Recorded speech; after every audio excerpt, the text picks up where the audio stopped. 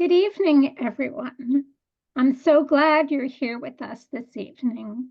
Happy May and welcome to Café Muse Literary Salon. This program is supported in part by poets and writers and by our many generous private supporters. Thank you, Michael Davis, for the beautiful classic guitar music and Henry for the slideshow. And thank you to the WordWorks for sponsoring our program. I'm Ellen Cole, and I'm hosting tonight along with Majda Gama. Our tech director for this evening is Henry Crawford, working behind the scenes.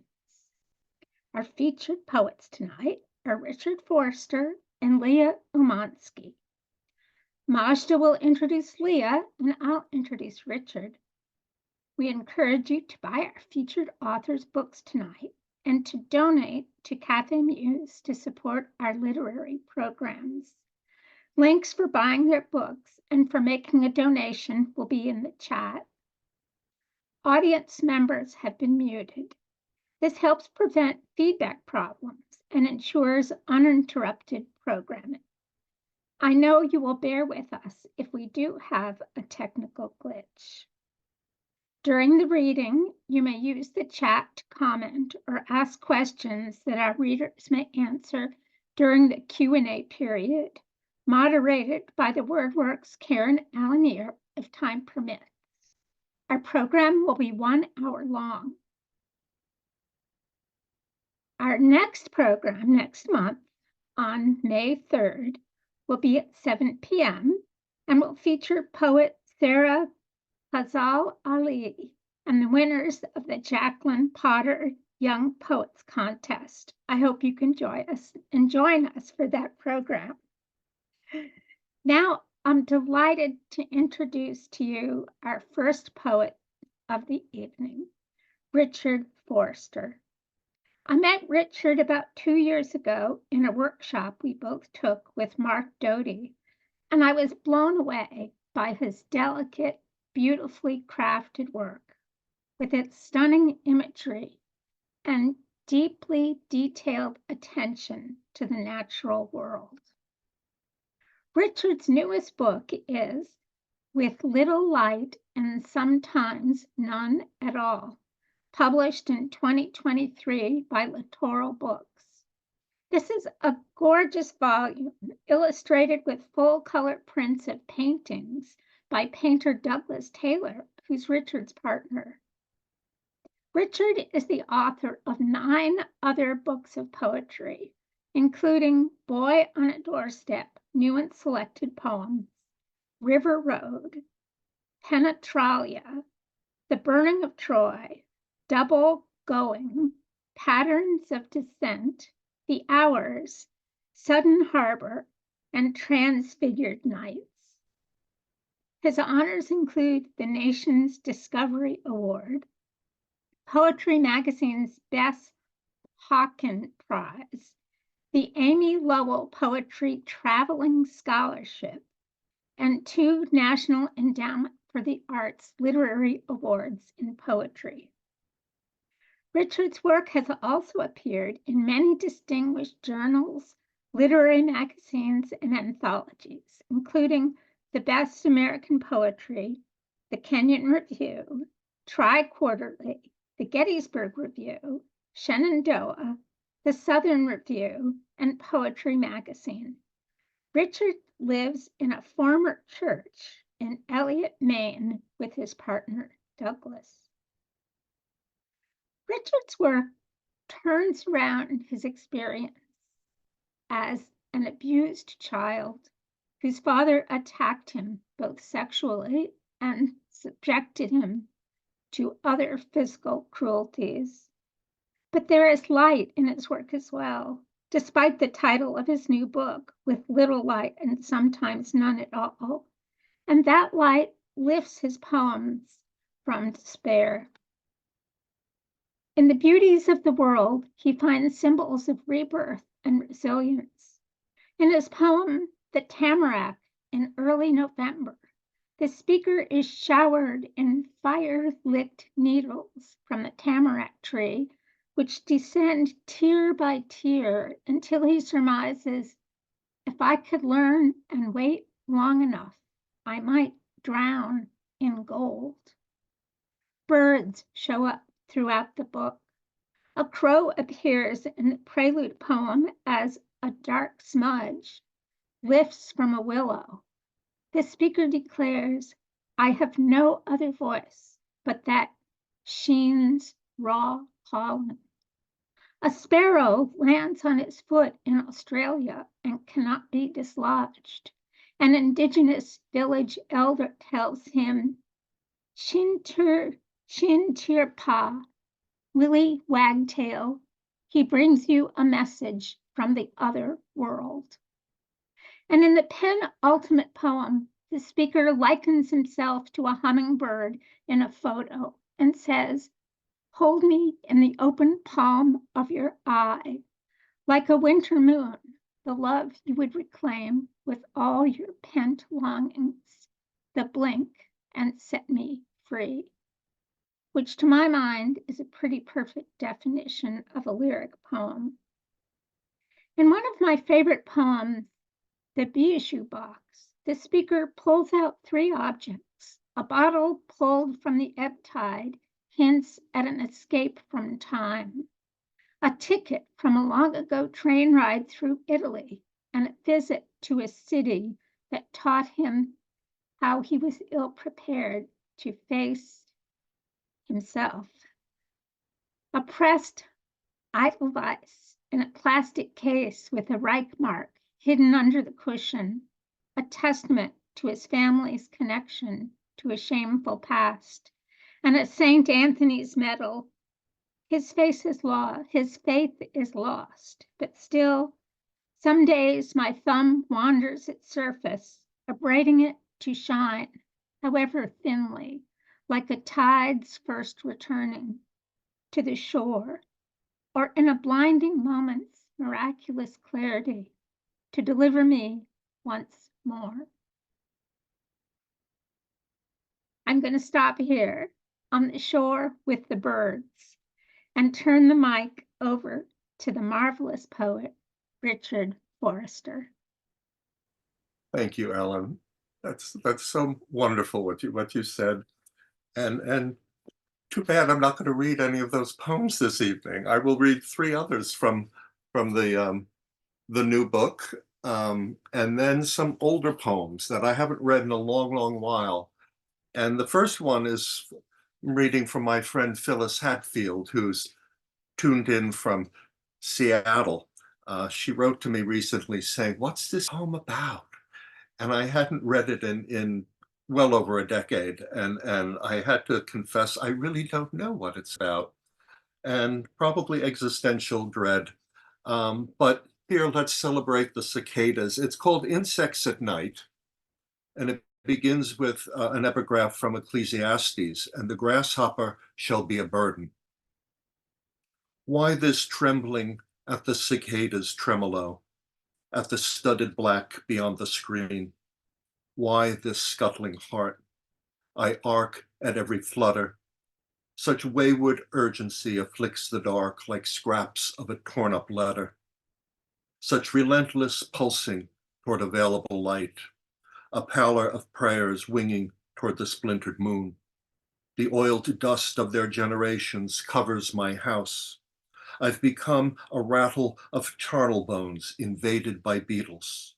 The tapping deep inside the bed. The pillow thrumming a Morse I understand too well. The cecropia's eyes are zeros. The mantis a prophetess of want. The caravans of woodlice seek only a rotting world. Revenant cells, not souls. O troubled void, delusion of sleep, what mantra must I make the crickets chirr beyond their answering repeat?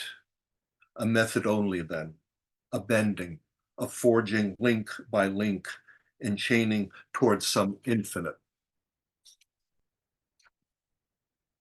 This is a poem from the new book. One of the opening poems called Aspens. Last night, The fool in me waking, as if half drunk, wanted to dance when the wind came up, insistent as surf, and lofted my bedroom's window sheers like veils about my shoulders. A wish, a whoosh, a clacking like castanets moved through the limbs of the aspens that border my lawn, had set them dervishing, the whole congregation moonlit, on tiptoes, as if in frenzied praise of a God made manifest. Certain the aspens would endure again the quaking current of that ecstasy. In light, it's hard not to believe optimism is just stubborn pretense. This morning, 3 trees lay felled, the roots exposed like hacked bones in opened graves.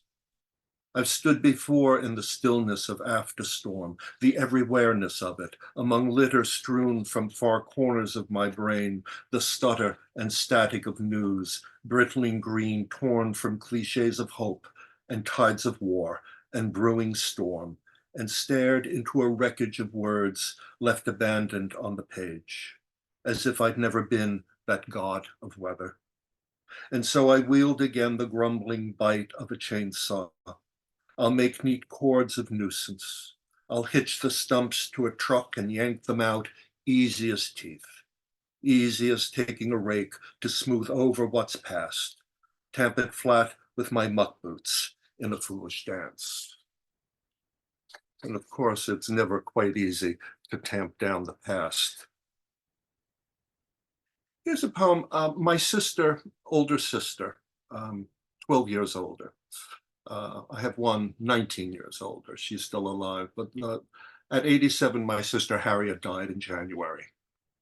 And I wrote this poem after a visit in 1972, after I graduated with a master's from UVA and went out to California where she lived. And I brought with me a bottle of wonderful Sauterne, Chateau d'Yquem, sweet, luscious, wine of the gods.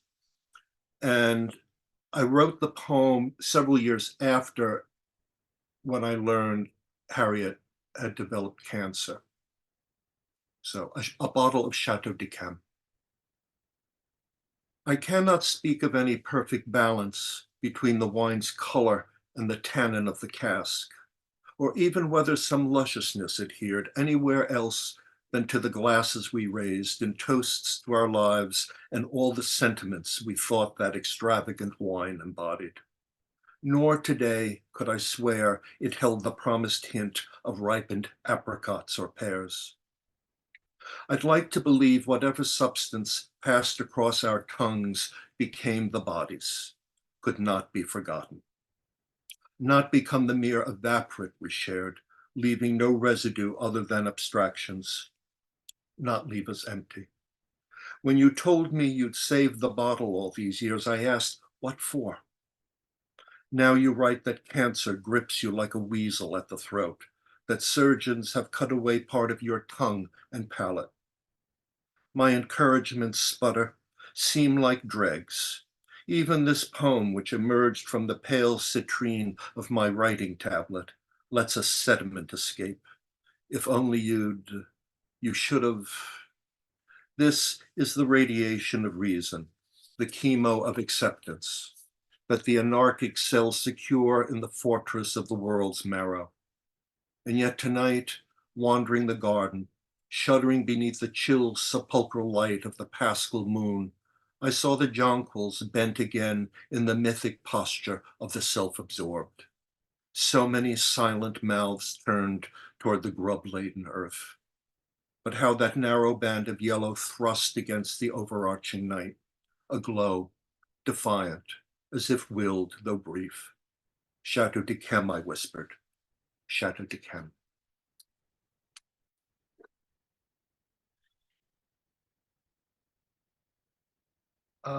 Leafy sea dragons, you probably have seen pictures of them. They're related to, they're sort of like the frilly version of seahorses. This poem is called Leafy Sea Dragons at Musée Oceanographique Monaco. Hard to imagine their awkward dazzle evolving, ganglia branching from nubs of protosentient matter, into these brittle-seeming denizens. Easier to think a child concocted them from balsa sticks and scissored crepe sheet crayon wilted lettuce green, and so set them dangling before us in this watery air, ungainly puppets strung as from an unseen hand. Except for the certain semblance of their underlying shape to the sun-devouring, slash-clawed beast that slithers from the human, the tyrant's gown of flame. What mystic first dreamt them adrift and potent among otherworldly reefs, so unlike these pale, imperiled offspring of the planet's dawn, which we cloister here as if the vital need were theirs alone.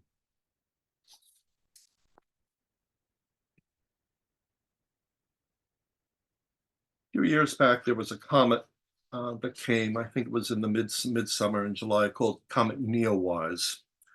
And of course, I went out several evenings when I could and watched it. The poem references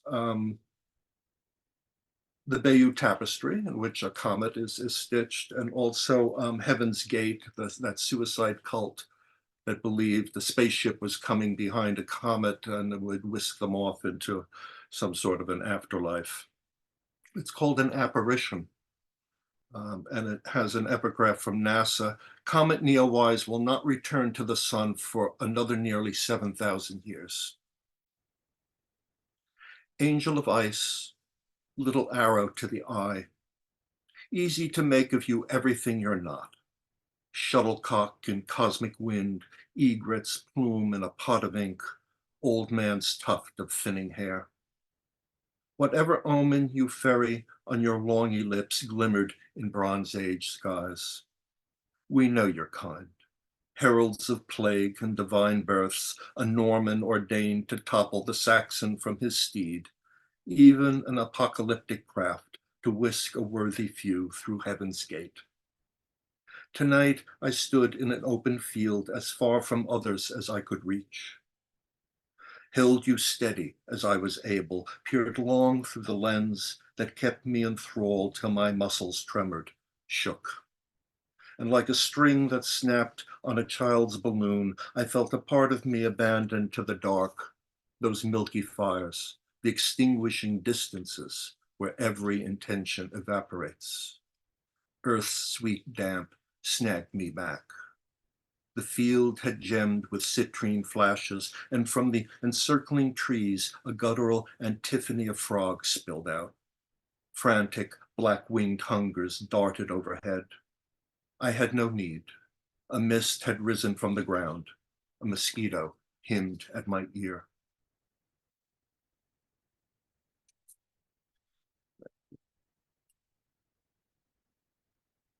The I in my poem is often a persona. It's me and it's not me. Here's a poem set in a supermarket, and I'm generally not as cranky as the speaker here. It's called Watercress, and it begins with an epigraph by Wallace Stevens, which he wrote in a letter to Harriet Monroe, the editor of Poetry magazine. To pick a crisp salad from the garbage of the past is no snap. Watercress. Did you find everything you were looking for? The teen at the checkout asked as he scanned the groupings I'd arranged on the belt. No, I said, looking deep into his earnest face. 16, perhaps, with lashes like a pasha's fan and the downy bloom of a first beard. He tightened his brow with concern, making golden threads in his green eyes unapproachably alluring. No fault of his, still I complained, the market doesn't stock watercress, which I consider essential for salads with Boston and romaine. What's watercress? He was too young to appreciate the nourishing appeal of bitterness, a taste admittedly at odds with youthful cravings, yet one a man acquires almost in defiance, to ingest the biting world and not succumb to its poisons. The boy nodded and smiled, all the while deconstructing my neat piles for reassembly in some adolescent application of chaos theory. a half-century his senior, childless, and lacking necessary morsels of wisdom a parent needs to nurture with neglect and let inexperience stumble on its way. I watched my canvas sacks begin to brim with disorder, eggs wedged in with canned tomatoes, as if the boy were gathering my future there before him, raw ingredients of a harvested past, and I knew to hold my tongue.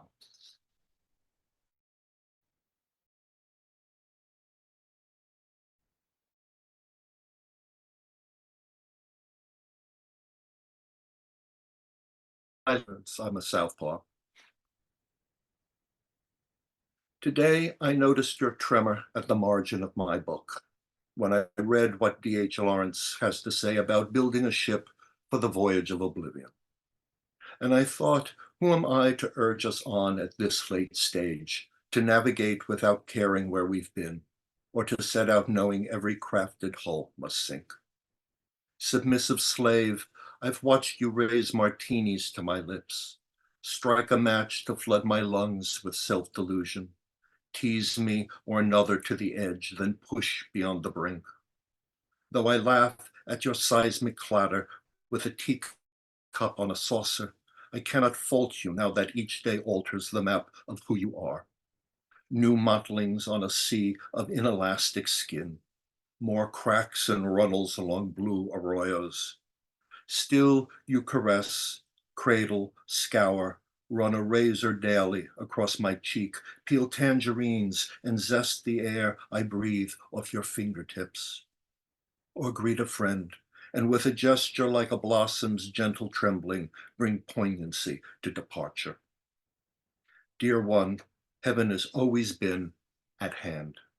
Take up your pen, it is the tiller. The last one. This goes back a long while, and it's inspired by a wonderful poem by Maxine Cumin called Morning Swim. And it's an homage, I guess. And since I'm allergic to chlorine, I can't spend much time in swimming pools. So again, here's the voyeur speaker. Swimmer at the Y. Within his adopted element, skin sealed to fluid otherness, he's muscled light, a lithe Proteus, now otter sleek, now oiled machine pistoning through a stroke, while I, clamped fast in the vice of a chlorinated wheeze, sit slug pale at poolside, syncopating each breath by half to the steady, fluttered rhythm of his legs. And yes, envying how the barely spandex swath of his behind jackknifes at each lap into unrefracted clarity before he sinks, then springs torpedo rigid from the turn to surface through rippling sheaths of glass.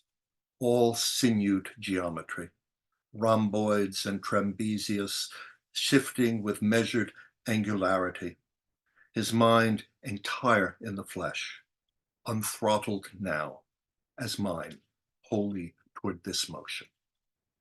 Thank you. Thank you to Café Muse for the invitation to read tonight. Thank you. Richard, thank you so much for your beautiful poetry and for sharing those beautiful poems with us. Thank you, Phyllis, for joining in from Seattle, and requesting that beautiful poem, because that was stunning.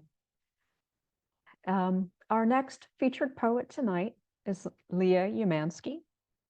Leah is the author of 3 collections of poetry, most recently Of Tyrant, out now from the Word Works.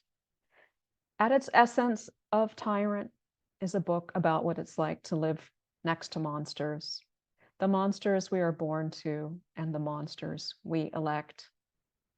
Poems in Of Tyrant sprawl and kick against the page. They resist the quotidian rituals we perform to feel certainty in an uncertain world. Leah is so deft at stepping back from our recently lived reality under Trump and bearing witness to the utter failure of our language to capture the experience of his presidency or even prevent it. The poetic reckoning with our recent history almost feels dystopian. But Leah is at her heart a romantic poet, and the human heart is beating fast and bloody on the sea train, dropping F-bombs too many times.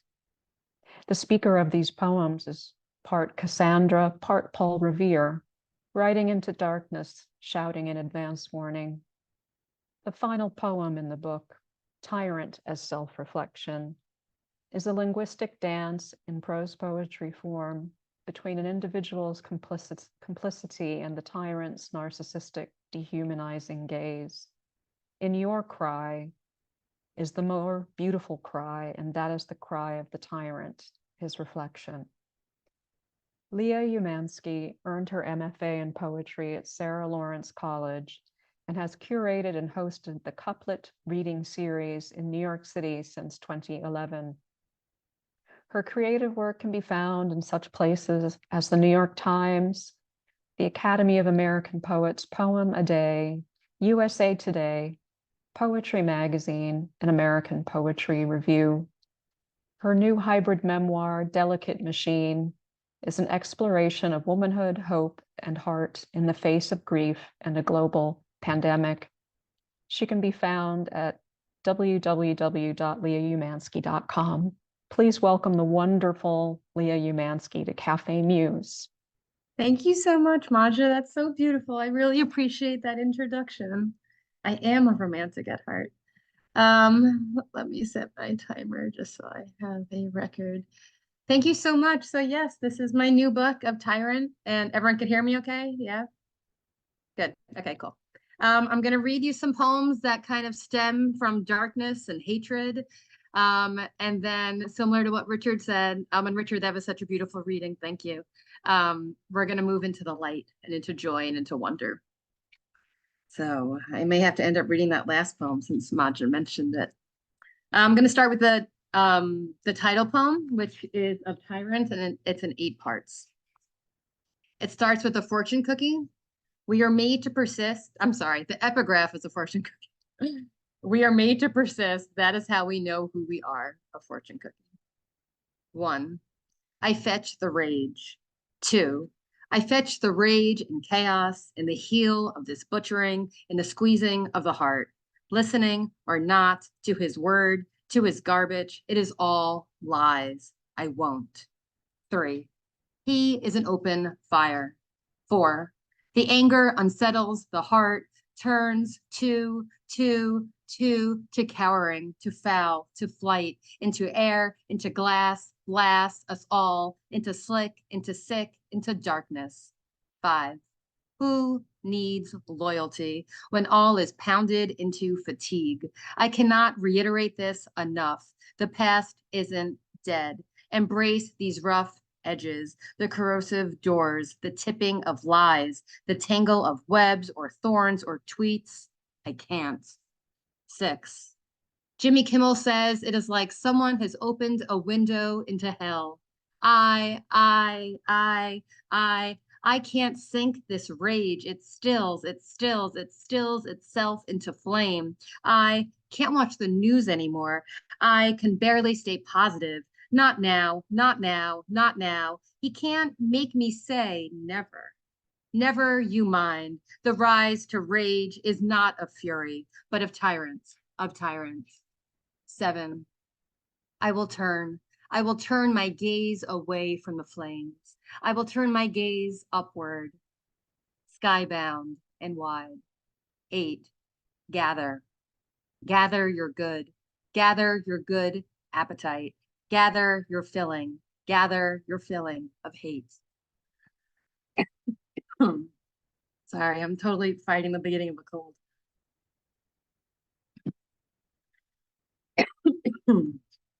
All right, I'm going to stay with hatred a little bit, which really takes a lot out of me, I have to say. The other side of hatred. The other side of hatred is innocence and good. Reset is a point of enough, a fault of fallible. This armor is a doorway of darkness. Holding back light is a lick away from logic. a loneliness farther and deeper than a startle. I'm startled, I'm spun and startling.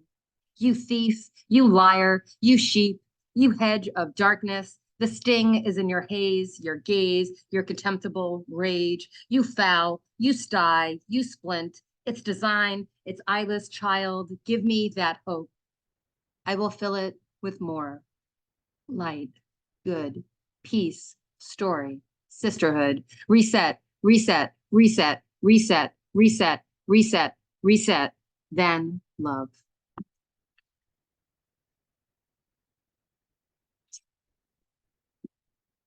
Thank you. Gasp.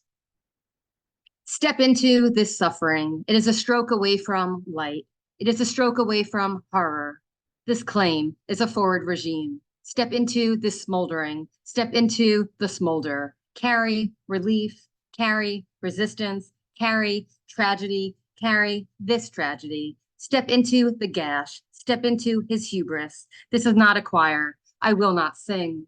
Step into the masses. Hear them. At one point, the fall from fear felt terrific, but terror is akin to grace. Both leave us gasping. Now we police. Now we lure ourselves to fight, to resist, to chant. I said I wouldn't sing, but I do. Inside, inside, inside my gasp is an idealized prayer. I don't know what my gasp does. I feel exiled in dream, exiled in hate, exiled in polarity, and returned to the past. I feel a part of the generous, now gone, but my spark is generous. It is away, but also light years ahead. And still, we could go up in smoke, swallowed in horror, in revolution, in revolt. We dilemma, we plea. It is not a wrong way, but step into his famine, step into his heart. It is a step away from murder. All that gasping is for the ministry. Why is this feed so powerful? Use these gasps as vows, except when we can't. This step is a root. This step is a purge. This step is a struggle of ends. Justify the means. His heart is a dull stud, is in my study, is a study away from tyranny. I am putting this in the center. I am not sure you're even afraid.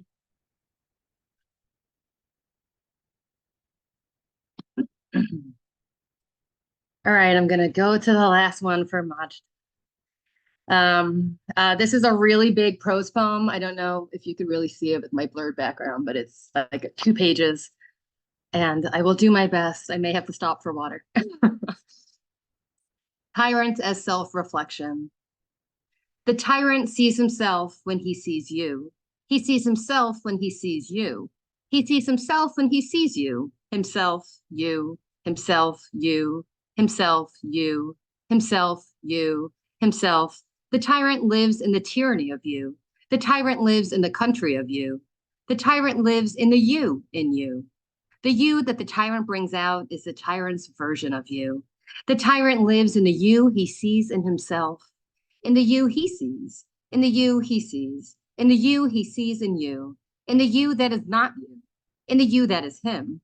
His outrage lies in your control. When the tyrant sees your control, he sees the control he desires.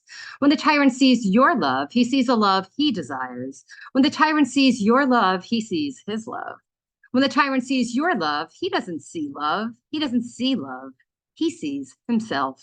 He sees the love he desires for himself. He sees the love he desires for himself. He sees the love he desires to feel.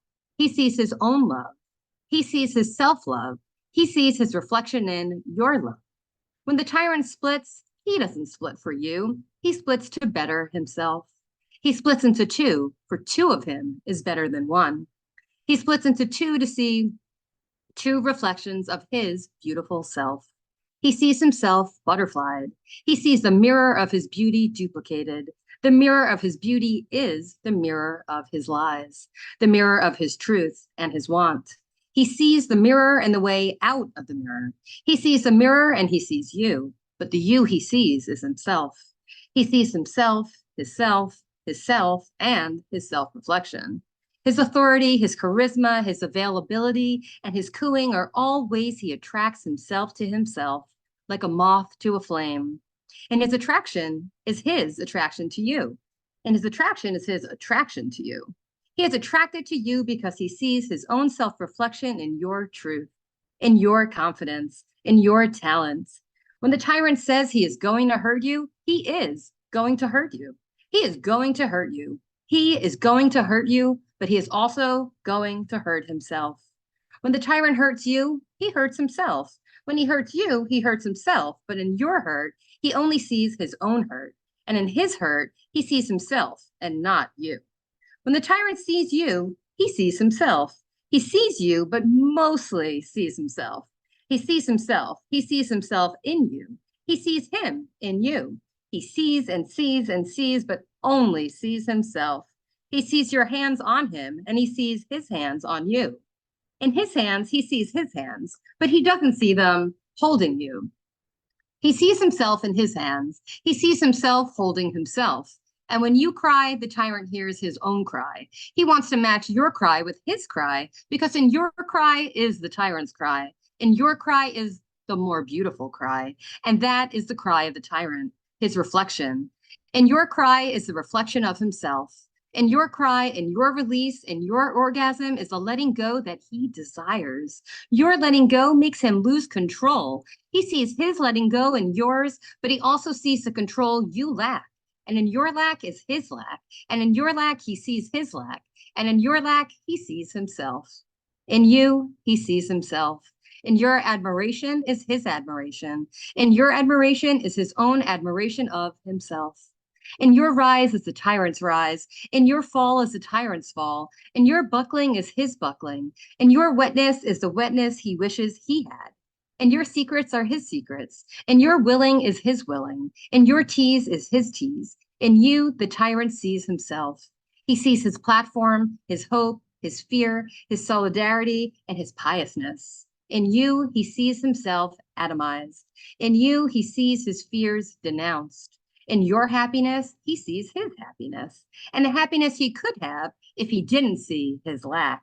In your victories, his own victories. In your goodness, his own goodness, and his own goodness in you.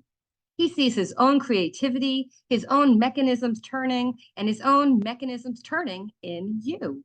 In you, he sees his own buttress of rules landsliding. In his landsliding, he sees your lack, and in your lack is his lack.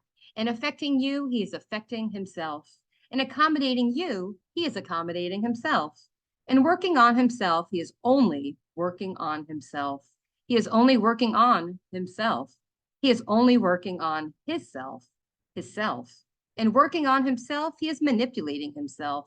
He is mastering himself to his self. He is mounting himself. Look, he is mouthing something to his self. I am you. I am the tyrant. Whew, that is exhausting. Thank you. So if anyone's ever known a narcissist, that's a poem for a narcissist. My therapist gave me the title of that poem. When she said, Tyrant is self-reflection, it was like, that is going to be the last poem I write, and that's going to be the end of the book. So moving on to Light. The new book I'm almost done writing. I'll probably finish it up when the school year is over. Right now it's called Ordinary Splendor, but I'm not sure if I'll keep that title or not. It's a poem about wonder and joy, and it's love poems. And it's just really beautiful to be writing about love for really one of the first times. Though all my poems, I always joke, are kind of love poems to myself. So I'm going to start with a poem called Quest for Light, which is after Daniel Buckingham, who is a sculpture professor who's in the audience. Hi, Dan. This is your poem. Quest for Light. A student has the hardback of a book I'm teaching, and I swoon over its cover. Then another asks if I buy books just to look at them, laughing. I am confused by her question. To look at them? Then I realize, yes, I do. After school, I'm still thinking about her question. As with anything, I like to cherish the things I love, and I think about that cherishing, how akin it is to light, to a quest. It is all a curious place. Did you know the live edge of a plant is the place the plant grows from? That is what teaching is like. like casting light on that edge, nurturing what will come or not come. Our lives are held in the little things. What is my Milky Way? It is so many things, so much light floating through me. You know, so much sparkles if you notice. A new blue line on the lower loop of the park, the frost imprint of snow on the window, and last weekend, a rainbow hidden in the low line of sky above the trees. I cannot make promises. I could only try to, but I know what ordinary happiness is. I've been edging closer to its light all my life. It is a quest. There is always something new that can be said. There is always something new. Thank you. All right, 3 shorter ones. This one's called Extraordinary Design. And it kind of meanders all through the page, but you can't see it. Extraordinary design. We build such extraordinary things, and the body changes through time. What is elegant but song? Song is extraordinary. Song opens a life with a bloom of the heart, and with music comes life, and we build beauty into life. Into the world, we build beauty with our own. We build beauty with our own 2 hands. We build openings. We build love. And with love, a life. A life opens into beauty, and love into love, into love, into love and beauty. And the world is designed for beauty. Thank you. All right. Just moving things around here, sorry. This is called On Looking. It's a newer poem that I wrote after AWP in Kansas City, where I met some of you in person for the first time. This is called On Looking, and it's in 3 parts. 1, we're born to pay attention to our life, to see the folds, the knots, not just the starch line or crease of a day or an hour. 2, once I thought a bird was sleeping, floating in the reservoir, who wasn't sleeping at all, but gliding there beneath the surface, kicking, skimming, laundering ripples into the water sheen. It was so pristine. And then I thought about the rippling of clouds, their tousling overhead, that beauty sitting there above me. 3, I marveled at the clouds on the plane home from Kansas City, the way they foamed over and over, sleeving the sun, sleeving the blue as we slipped through sky. I looked at the clouds, through the clouds, and then around my seat, my aisle, at the people around me, their seat trays, their drinks, their window blinds. I thought, do the flight attendants ever get tired of the view? Do they ever get tired of the sky? Do they ever get tired of looking? How can anyone? Thank you. Right, I'm gonna end with this one. So this is Ordinary Splendor, which might be the title of the new book. I'm not sure yet. And it's also in 3 parts, and it's 3 prose stanzas, prose poems. 1, I saw a video on Twitter of a polar bear swimming for 9 days straight, gliding his translucent body through the dark blue sea, gliding his fur through cold and ice, ice and cold, and the icy cold dark of the ice, of the deep of the cold, gliding his paws through the shimmer and the shale, the icy and the pale, the smooth crust of the water's frost. Imagine him skimming through the first day, the ordinary splendor of the ice, then the second and third, the crisp air, the ice rocks at the hairline of the sea, and at his or her hairline. Who is he? Oh, glittered one of ice and blue, the icy blue, and I think 9 days is a long time not to stop. 9 days is a long time to stop. 9 days is a long time for anything to survive. There, in what I assume is the Arctic, he is free to meander, to swim, to glide his body as he wishes, as a force of nature. For isn't that what we all are? 2, isn't that what we all are if we want to be a force of nature? A sort of splendor to ourselves. There's so much to love, so much to dote over, and what is ordinary to one is not ordinary to another. It's the splendor that carries us from one day to the next. When I first heard about Flacco the owl, I felt my body warm at the thought of him. Would I see him on one of my walks? My heart beat for him, a silent pattering under the day. I loved knowing about his adventurous spirit, this beloved urban owl flying around my city. And now to hear about his death is an ache, an empty, a heartbreak. But that's the city life sometimes. New York is a city of hits and misses, but an owl knows both. An owl owls his way around the trees and the stars, the people and the dogs, the whirl of the buses, the cars, and the night. It is an act of love to love this city.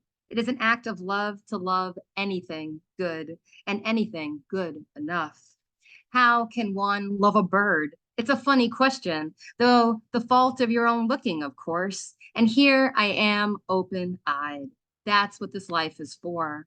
I remember in October walking down Columbus and a man was dressed as Flacco for Halloween. And I smiled and laughed, tugging on my boyfriend's sleeve. He's Flacco, I exclaimed. But the truth is, all of us are. We all want to be loved. We all want to be free. We all want to explore the splendor. 3. We all want to explore the splendor. I led with something like that the last time I updated my dating profile. I wanted to start with wonder, I said. I want someone who admires the little things in life, I said. I want someone who lives their life in wonder. I want someone who lives an artful life. And on the second date with my boyfriend, we passed a statue of an owl on a stoop in Chelsea. And I said, I love owls. And he said, I love owls too.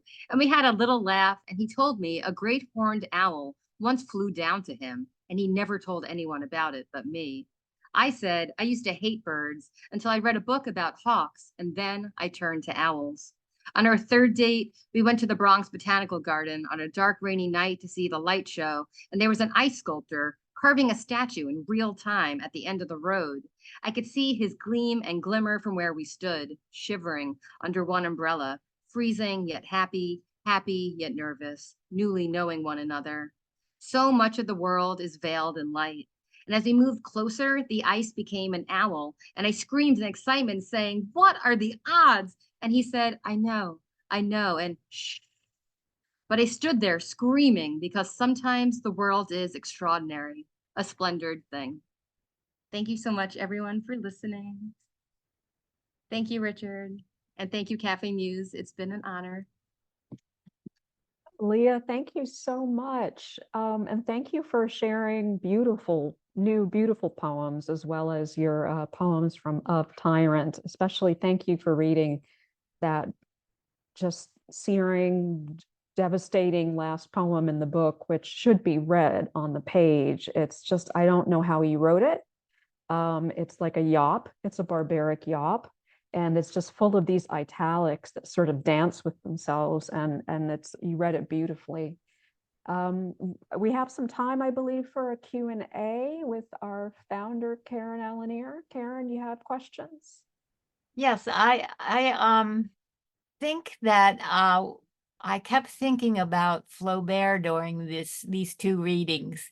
And the reason that came up to me was because I wanted to talk to both of our readers about their precision in writing their words. And, whatever you think you can offer us in terms of that topic. And who would like to go first, Leah or Richard? Oh, I don't care. Okay, well, go ahead. Sure. The question was about precision, right? Precision, yes, because Flaubert would yell out his window to get the right words. Yeah, my answer is not going to be that exciting. I think I tend to be a very fast writer, and so a lot of what I write is kind of on instinct. Like that last prose poem from Of Tyrant, it just all came really fast. Like I just knew totally what I was doing with italicizing certain words. So for me, it's more just about listening to my intuition, which I don't think was easy for me like 20 years ago. But as I've been writing all these years, it got a lot easier for me. So with precision, I really think is just about like, I'm also a very fast typist. So like I'm able to go really fast, and I hardly ever draft on paper, which breaks my heart, but it's true. So yeah, I think I usually know fairly quickly like what words I'm looking for. But it's almost in your repetition that you want people to make sure that they heard what you said. So I think that's Yeah. where your precision lies. Mm. Yeah, Richard, you have a lot of repetition. yeah, Thank you, Richard. Karen. Mhm. I'm quite the opposite. I'm a very slow writer. In high school, my minor was in classics, so I studied Latin and Greek and Latin in college as well. And my first job after graduate school was working for a dictionary company. So very attuned to the etymology of words, the sounds of words, had to do the pronunciations in working on the dictionary. So, and I revise a lot. Even the shortest poems might go through 20, 30 revisions before they're Oh done. my God. And I love field guides to the stars, the birds, mushrooms, etc. So when I encounter something on a walk or whatever, and I don't know what it is, I try to track it down, and I try to get under the surface of the thingness. Um, I hope that explains. Thank you. Those were both interesting answers. Thank you very much. All right. Well, thank you, Karen. That's a wrap for Cafe Muse's May program featuring the poets Richard Foerster and Leah Umansky. I'd like to thank my co-host, Ellen Cole, Karen Alanier, Henry Crawford, Michael Davis for the music, you, our audience, and of course the poets for being such amazing truth tellers. Our thanks go out as well to Poets and Writers Magazine for their generosity in sponsoring Cafe Muse. Please join us online on Monday, June 3rd at 7:15 p.m. Eastern, when we will feature the poet M. Mack. Unfortunately, Sarah Ghazal Ali cannot join us. Her infant has been in and out of the ICU. It's really been a harrowing experience to hear about, and I wouldn't wish that on anybody. And so she's had to be very selective about where she's giving her time at the moment. But we are very fortunate to have the guest judge of our Jacqueline Potter Young Poets Prize join us with the winners Monday, June 3rd at 7:15 p.m. Eastern. See you then. Thank you for attending. Be safe and have a good night.